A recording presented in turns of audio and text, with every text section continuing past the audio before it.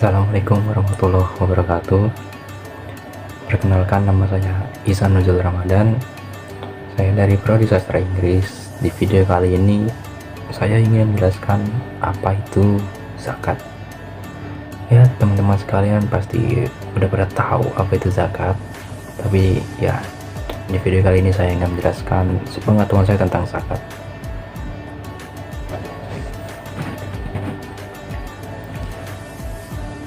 Teman-temanku sekalian, salah satu kewajiban umat muslim adalah membayar zakat. Setiap muslim yang memiliki finansial yang stabil atau mampu, wajib baginya untuk membayar zakat kepada orang yang membutuhkan.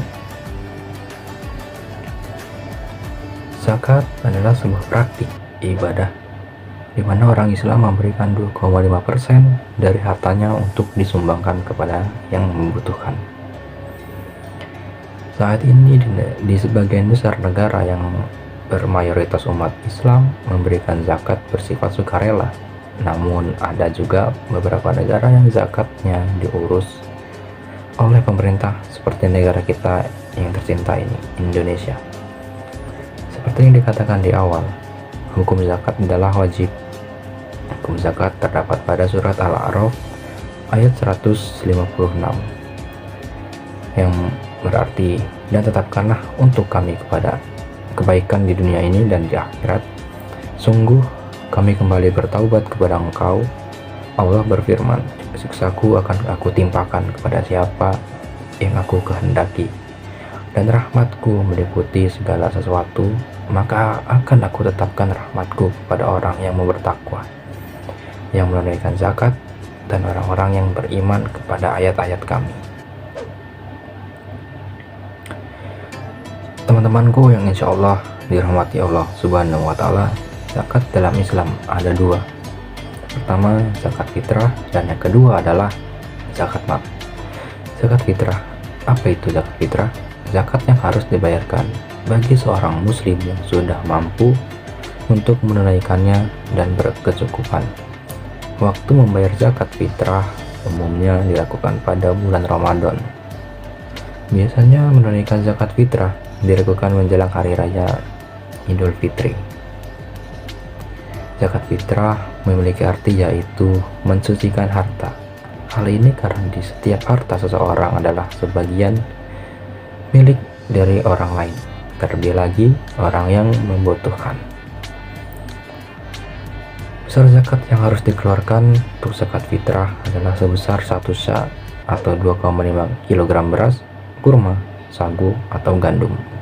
Besar zakat bisa disesuaikan dengan konsumsi per orang dalam sehari pada waktu yang berlaku, karena hal ini bisa berubah akibat inflasi di suatu negara tersebut. Sesuai dengan pengertian zakat fitrah, maka walaupun umat Islam diwajibkan untuk mengeluarkan zakat, namun tidak semua umat Islam wajib untuk bisa menunaikan amalan ini. Orang yang memiliki tanggung jawab atas orang lain harus membayarkan zakat orang yang berada di bawah tanggung jawabnya. Misalnya, seorang ayah atau ibu yang wajib membayarkan zakat fitrah untuk anak-anaknya. Zakat yang kedua yaitu zakat mal. Zakat mal adalah zakat harta.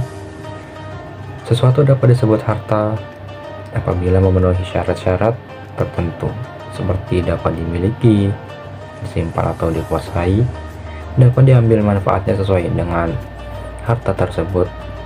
Contoh dari harta misalnya rumah, mobil, tanah, hewan ternak, emas, dan perak.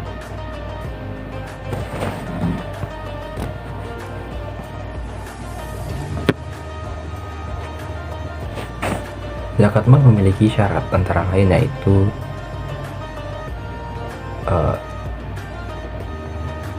memiliki harta sepenuhnya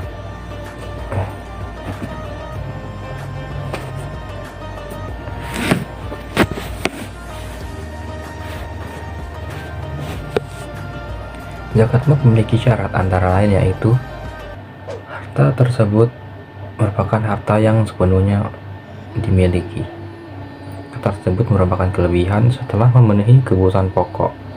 Harta yang dimiliki oleh seseorang jika sudah dimiliki selama 1 tahun, maka wajib untuk dizakatkan. Menghitung zakat mal harus disesuaikan dengan harga emas yang berlaku pada saat itu. Karena harga emas selalu berubah-ubah setiap tahunnya. Seseorang yang ingin membayar zakat atau seseorang yang wajib membayarnya harus memenuhi syarat-syarat antara lain yaitu Islam, yang kedua merdeka, yang ketiga mualaf atau akil balik atau sudah dewasa, yang selanjutnya tidak punya hutang, memiliki harta yang cukup, harta milik sendiri yang terakhir.